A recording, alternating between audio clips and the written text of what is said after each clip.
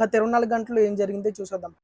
Food safety and standard authority of India అయితే local vendors, food vendors ఎవరైతే ఉంటారో street food vendors వాళ్ళకైతే training ఇవ్వబోతుంది.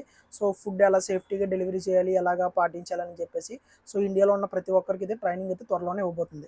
నిన్న జరిగిన షేర్ మార్కెట్ ట్రేడింగ్లో వాలా షేర్ ప్రైస్ వచ్చేసి 20% ఇంక్రీజ్ అయింది. రీజన్ ఏంటంటే వాలా కంపెనీ అనేది ఈ బైక్ ప్లాట్ఫామ్లోకి అయితే రాబోతుంది. ఈ బైక్స్ అయితే కొత్త బైక్స్ని లాంచ్ చేయబోతున్నాయి. సో అందుకని చెప్పేసి వాలా షేర్ ప్రైస్ అయితే 20% అనేది ఇంక్రీజ్ అయింది. సో బంగ్లాదేశ్లో పొలిటికల్గా ఎక్కడ జరుగుతున్నాయి కదా, బంగ్లాదేశ్లో స్టూడెంట్స్ ప్రొటెస్ట్ చేస్తున్నారు కదా. సో ఇప్పుడు వాళ్ళ ఎవరైతే ప్రొటెస్ట్ చేస్తున్నారో స్టూడెంట్స్ వాళ్ళైతే కొత్తగా ఒక పొలిటికల్ పార్టీ అయితే పెట్టబోతున్నారు. ఆ పొలిటికల్ పార్టీ ద్వారా అయితే త్వరలోనే ఎలక్షన్లో కంటెస్ట్ చేయబోతున్నారు. నేను సెంట్రల్ గవర్నమెంట్ ఆఫ్ ఇండియా అయితే 70వ ఇంటర్నేషనల్ అవార్డ్స్ అయితే రిలీజ్ చేసింది.